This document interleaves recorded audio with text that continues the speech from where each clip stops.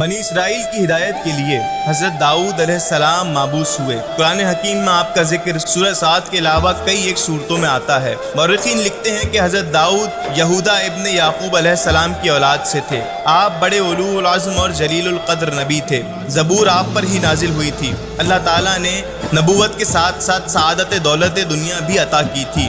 آپ بنی اسرائیل کے بادشاہ بھی تھے۔ قصص القرآن میں لکھا ہے کہ ابتدا میں آپ بہت غریب تھے، جنگل میں بھیڑ بکریاں چرایا کرتے تھے اور اپنے 13 بھائیوں میں سب سے زیادہ کمزور تھے۔ حضرت طالوت کے بعد حضرت داؤد علیہ السلام بنی اسرائیل کے بادشاہ بنے۔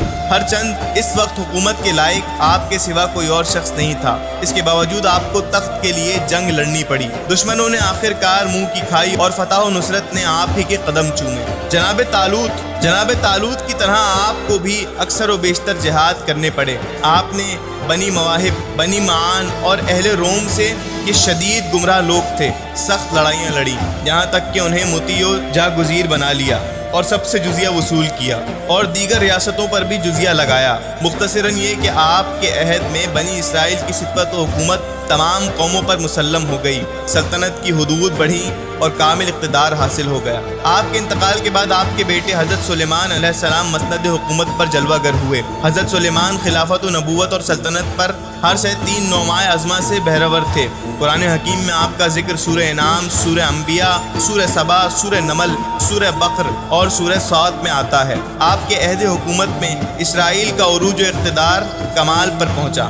بلا شبہ حضرت سلیمان علیہ السلام بڑی قوت و سطوت اور شان و شوکت کے مالک تھے۔ آس پاس اور دور و نزدیک کے تمام بادشاہوں کے دلوں پر آپ کا نام ہے اور ہیبت طاری تھی، اور آپ کے دربار کا یہ عالم تھا کہ کسی میں آپ کو نظر اٹھا کے دیکھنے کی ہمت نہ تھی۔ چنانچہ البدایہ والنہایہ جلد 2 میں لکھا ہے کہ بحیثیت نبی آپ کی خصوصیت یہ تھی کہ قدرت نے تمام جنات و شیاطین اور جانوروں اور پرندوں کو آپ کا مطیع و فرمانبردار بنایا تھا۔ لکھا ہے کہ آپ نے جنات کی مدد سے ایک نہایت خوشنما اور وسیع و عریض فرش جواہر سے تیار کروایا تھا، جس پر تمام دربار بیٹھ جاتا تھا اور تمام سامان مہیا رہتا تھا۔ جب آپ حکم دیتے، جنات اسے ایک جگہ سے دوسری جگہ اٹھا کر لے جاتے، اور اسی فرش پر آپ کا تخت بھی نصب تھا، جس پر آپ بڑی شان و شوکت کے ساتھ دربار لگا کر بیٹھتے تھے۔ نیز اس فرش کی خصوصیت یہ تھی کہ آپ 1 ماہ کا راستہ 1 دن میں طے کر لیتے تھے۔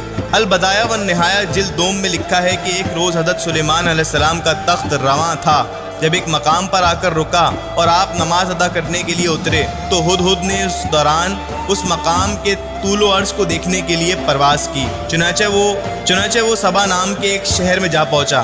وہ نہایت سرسبز و شاداب اور بہت خوبصورت تھا۔ ہدہد اس کی خوشنمائی سے بے حد متاثر ہوا، چنانچہ اس نے واپس آ کر آپ سے کیفیت بیان کی۔ کہا کہ ایک بلقیس نام کی عورت یہاں حکمران ہے، جواہر سے آراستہ تخت احمر پر بیٹھ کر حکومت کرتی ہے، جس کے پائے یاقوت و زمرد کے ہیں اور 30 گز اس تخت کا طول و عرض ہے۔ آپ نے ایک خط بلقیس کے نام لکھ کر ہدہد کے حوالے کیا اور کہا کہ اسے پہنچا آؤ۔ ہدہد خط لے کر چلا۔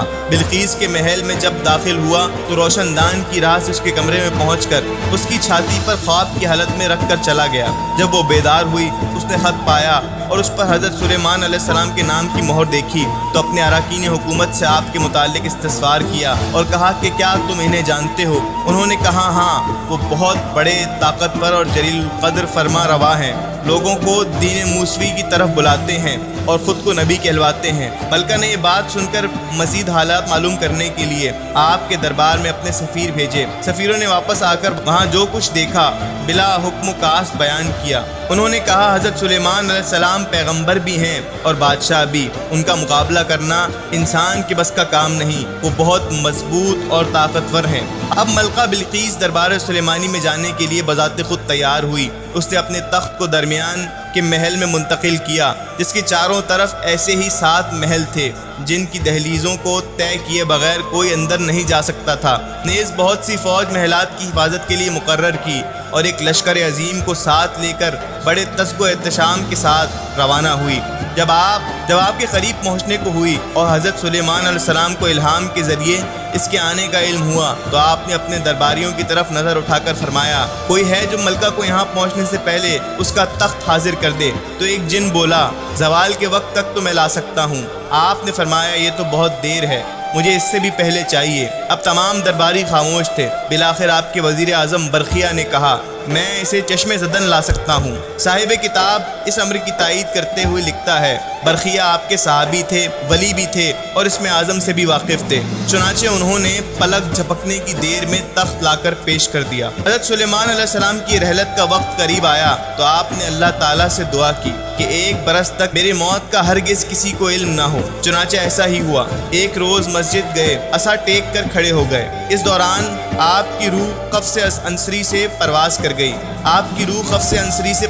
گئی۔ لیکن 1 سال سے لوگ یہی سمجھتے رہے کہ آپ عصا ٹیکے عبادت میں محو ہیں۔ اس کے بعد جب لوگوں کو معلوم ہوا کہ آپ دنیا سے چلے گئے، تب آپ کو بیت المقدس میں دفن کیا گیا۔ آپ کی سیرت پر تفصیل تصریح مواہب الرحمن جلد 7 میں پڑھی جا سکتی ہے۔